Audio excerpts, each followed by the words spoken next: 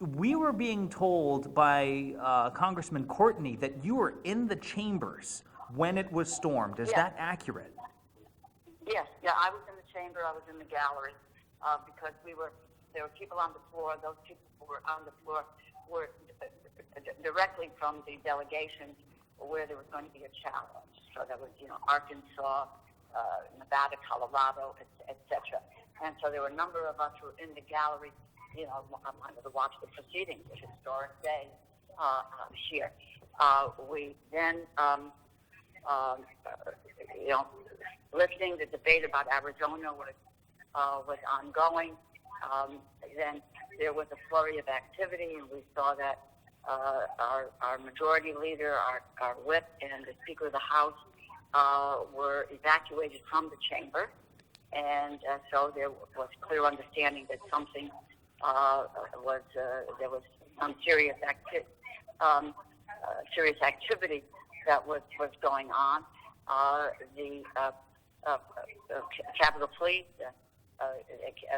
came in and told us to be calm, to sit. They locked the chamber doors, and they were going to continue the procedure on the verification of the electoral votes. When all of a sudden, the Capitol Police came back and he said, "We have rioters and protesters in the rotunda, which is just not far from the central doors of the House chamber." And he said, then said, "Grab the gas mask. There are gas masks under the seats in the House," and everybody did that. I did that as well. Got it opened, etc. And then he said that because they used tear gas in the rotunda, the rioters were coming to the central door. In the meantime, the security people barricaded that door, and we were then told that let's move. We're going to have to evacuate the chamber, and we were guided around the top tier of the House gallery. And in the meantime, the rioters broke the glass in the door and started shooting in, firing shots into the House chamber. The protesters were firing shots? Yes, in the House chamber. And there was a return fire, from inside the chamber. We were all told to drop to the ground behind the seats and just to stay there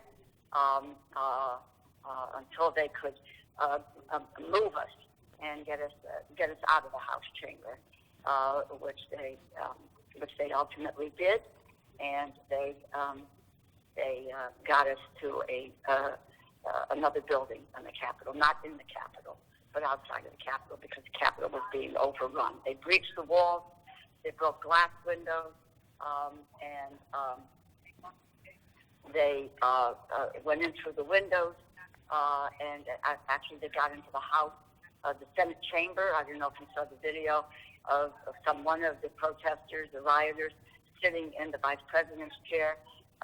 They went into Speaker Pelosi's office with seats up on the desk and said, "We will not back down." And it's our intention to go back to the House floor tonight to continue the work that our Constitution says that we need to do, which is to certify the election of President-elect Biden and Vice President-elect Kamala Harris. But they're still trying to bring some of the, there's a curfew. The mayor of the city just put in a curfew, and so they're still in some areas trying to still get this under control. Now, this is the most vivid account that I've heard yet, Congresswoman. When you talk about the shots fired, were these gunshots? Yeah. Were these rubber bullets, tear gas? No, they were gunshots. They were gunshots. These people were armed. And how many shots did you hear? I don't know. I honestly, you hear the pop, the gunfire, and the return, and then, people did drop to the ground, and the ground is the space up at the top of the galaxy between the seats. We were just lying flat there, a number of my colleagues and myself, so I mean, how terrified were you? Because, I mean, this is the chamber, right? And for that to be breached, that security to be breached, what were you feeling at that moment? Well, yeah, there's you you wonder what's coming next, and will they breach the door? There was a barricade, and actually one of my colleagues said, if they come, we've had some training.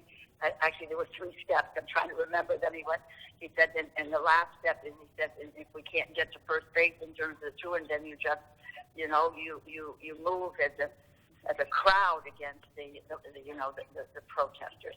With the firing of the shots, there was the sense that this could be a deadly event. And thank God that it was not, obviously, thank God. At least, but there was one woman who did die. I think she's one of the protesters. I do not know the details of all of that. Yes. How close but did yeah, you... yeah. How it close... was how close did you get to the protesters? well, I tell you, when they did get us out of the chamber, and they moved us down some steps and so forth. As we passed in the hall, they had placed all of the rioters were on the floor being watched by that police, but I have no contact with them, but saw them because the police were securing them to keep them from doing anything, and this was just right outside the second floor, the gallery in the Capitol. And I want to tap into your mind, Congresswoman, because, we know you as a strong woman, but you said in that moment you felt like you were facing a potentially deadly situation. So when you're in that moment, what are you thinking? What's going through your mind? Well, look, no, you just, and I am, and, there are a lot of members around. People were, solicitous of me. Are you okay? Are you all right? I'm solicitous of others. We were trying to reassure one another that we were okay, that it was going to be all right, and that we were going to get out of the chamber. And I want to wrap this up now because you and all of your colleagues that I've spoken with said you are committed to getting this work done, certifying the election tonight. Going back tonight? Symbolically, what is the message you're trying to send with that? That we are a democracy, a strong democracy. We are the United States of America. And what happened here, in my view, is the president instigated a coup of his government. And it is trashing our democracy and our Constitution in a ways that he has no right to do. No one does. And that is, we have, and I don't know if you listened to President-elect Biden today. That's the message that we have, that we are a strong country, we are a strong people, and we're going to take care of one another. And we are not going to allow any group or any individual like Donald Trump to tear this nation apart. That cannot be tolerated in our democracy. And that's what we're fighting for. That's what it was all about today in verifying the Constitution and the peaceful transfer of power. Donald Trump lost the election. He lost it. And the fact that he doesn't recognize that, and so many of my colleagues on the other side of the aisle have aided and abetted him in this effort, is wrong. Do you think what happened here today will affect how some of your colleagues who entering today may have had their doubts about the election? Do you think it's going to affect change in them in the next 2 weeks? I don't know how they can condone. They will say they don't condone the violence. But what was the cause of the violence? Who caused the violence? That's what this is about. Who caused it? And it was the President of the United States taking people out. and telling them there was an illegal election. And every legal entity in the nation has said it was legal. And there was no fraud.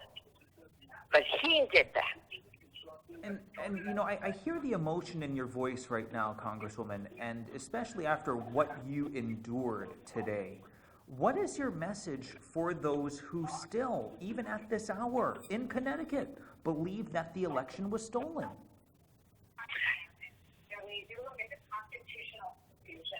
I asked them to listen, not to me, not to other members of Congress, but the Constitution first and foremost talks about the peaceful transition of power.